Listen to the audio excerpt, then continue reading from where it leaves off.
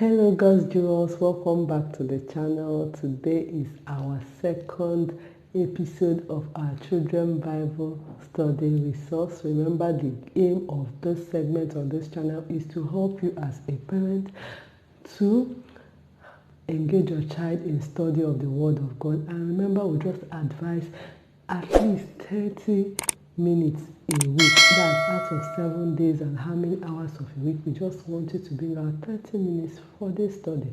Then we advise that from time to time, while bathing the child, while eating, whatever, if you remember, just ask the child, what is our memory verse? So God bless you even as you join us on this week's episode. Like we did last week. Last week we talked about the creation story. I don't know whether you've tried to know that your children have internalized the memory verse, but it's important that they keep repeating the memory verse even in addition with that of this week. So, like we said last week, we should speak right. So I hope we'll be speaking right. I hope we'll be reminding ourselves as parents, and I hope you are reminding your children to speak right. So on today's episode, our topic is Noah and the Ark. Noah and the Ark. Like we know our outline, I'll be looking at my jotter, sorry.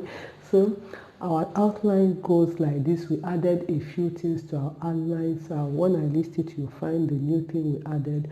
Number one, we are reading, that's our text. Then our memory verse, we are emphasizing on our emphasis or story highlights, that the things you emphasize on while teaching the child. Then our lessons. Then we have new word segments where we learn 1 or 2 new words for our younger children. Then we have our life application stroke action points, prayer confessions, prayer stroke confessions. Then finally we have our questions, our evaluation questions. This is also new. We didn't have this in our last week. So let's get right into today's discussion. Genesis chapter 6, like we said, if they are too young, read it on your own and tell them the story. They will appreciate it more. If you have pictures, you can show them pictures of Noah and the ark and explain to them what happened, why Noah was actually told to build the ark. So it's Genesis chapter 6 that we are reading.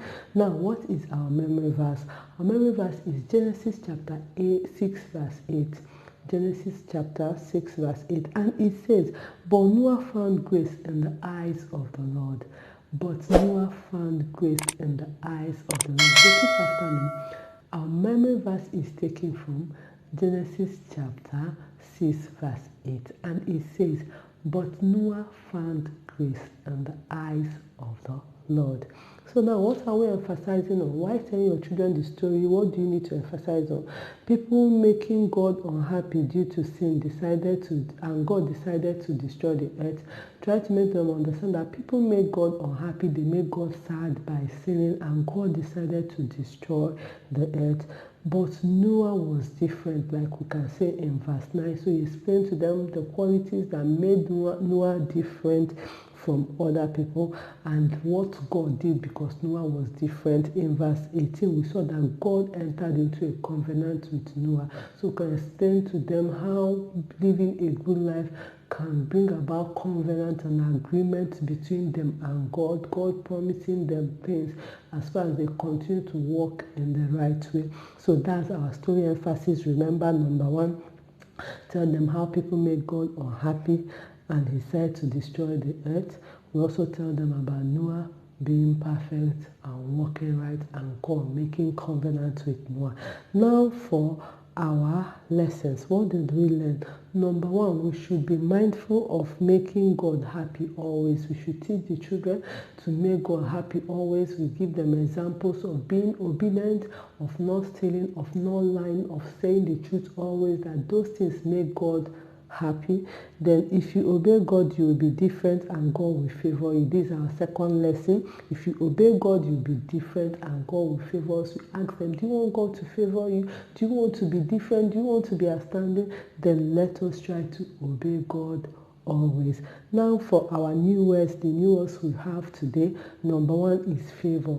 And what is favor? Favor is liking someone or being kind to someone. So we explain to the children these words because they're actually so big and high up there. So we need to tell them what is favor and explain that to them.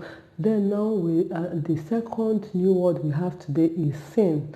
And sin is doing what God does not like. Remember, we use simple grammar because we are talking about children below 7 years and thereabouts. So doing what God does not like. Doing what God does not like is sin. And we explain to them too what God doesn't like so that they will know what God doesn't like so they can make him happy always. Remember, that is one of the things we say is our lessons for today.